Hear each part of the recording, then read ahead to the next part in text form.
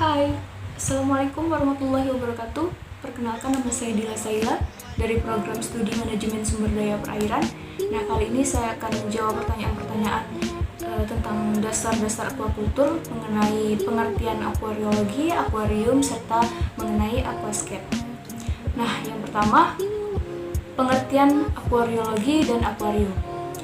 Akuariologi adalah ilmu yang pelajari tentang suatu pandangan luas, pemandangan atau suatu gambaran penyajian dunia alam bawah air. Akuarium berasal dari bahasa Latin yakni aqua yang berarti air dan rium yang artinya tempat. Jadi definisi akuarium tersendiri adalah sebuah vivarium biasanya ditempatkan di sebuah tempat dengan sisi yang transparan dari gelas atau plastik berkekuatan tinggi. Di dalamnya satwa dan tumbuhan air yang ditampung dan digunakan untuk display publik. Soal nomor 2, carilah sejarah tentang akuariologi. Nah, pada zaman Romawi kuno, ikan pertama yang dipelihara ke dalam ruangan adalah ikan dari genus Barbus yang diletakkan di kolam kecil di bawah kamar tidur tamu pada tahun 1369. Kaisar Cina Hongwu mendirikan perusahaan produsen porselen untuk membuat tabung lalu berkembang menjadi mangkuk bola. Nah, pada tahun 1836, setelah penemuan kotak Wardian, Dr. Nathaniel Boxhaward mengusulkan untuk menggunakan kotak buatannya sebagai tempat untuk membawa hewan tropis. Nah, tahun 1841, ia berusaha menerapkannya namun hanya membawa tumbuhan air dan ikan mainan saja. Tahun 1838, Felix Dujardin tercatat memiliki akuarium air asin.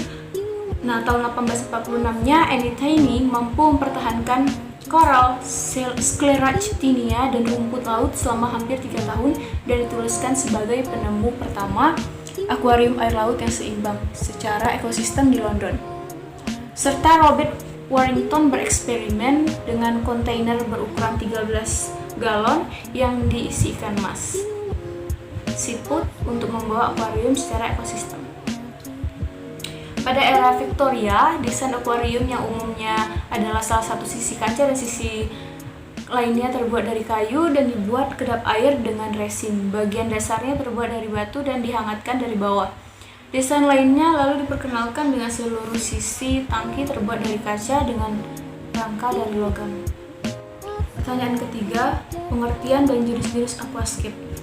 Aquascape terdiri dari 2 kata, yakni aqua yang berarti air dan scape tersendiri dapat diartikan pemandangan, sehingga aquascape adalah seni mengatur tanaman, air, dan batu karang, koral, atau kayu di dalam akuarium, sehingga memberikan efek berkebun di bawah air.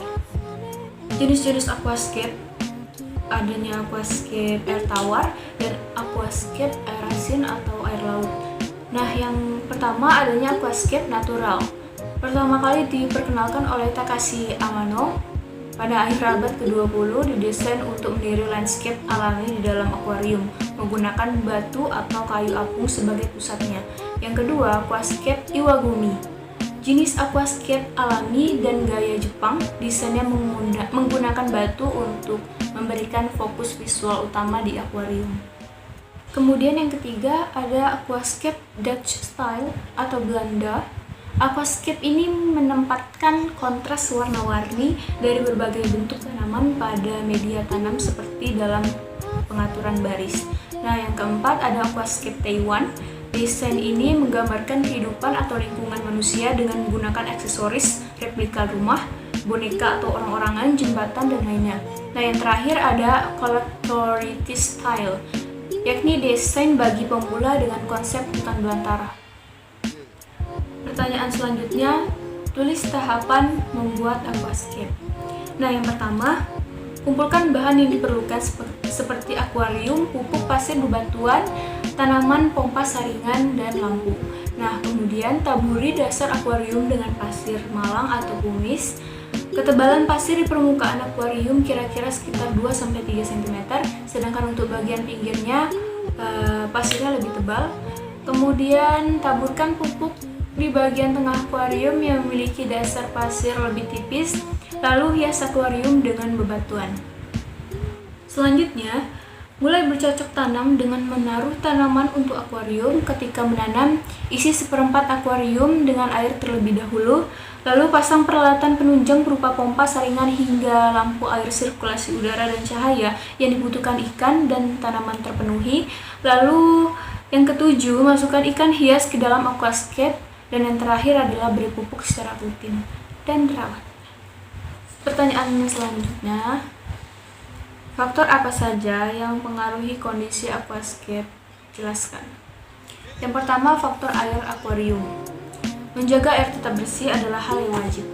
Ada banyak hal agar menjaganya tetap bersih, mulai dari memasang filter, akuarium yang bagus, jangan menaruh tumbuhan yang mudah mengotori akuarium.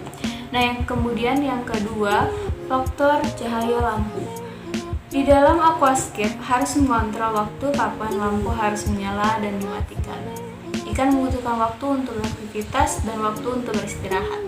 Selain itu, tumbuhan di dalam akuarium juga memerlukan proses fotosintesis. Dengan itu, lampu akuarium bisa dijadikan matahari di alam bebas. Lalu faktor yang ketiga, faktor mencampurkan ikan hias. Nah, ini jangan dilakukan karena wajib perhatikan ikan hias tersebut memiliki karakteristik seperti apa. Ikan yang agresif atau tidak akan sangat mengganggu ikan lain. Nah, hal ini akan membuat ikan stres, bahkan mengakibatkan ikan mati.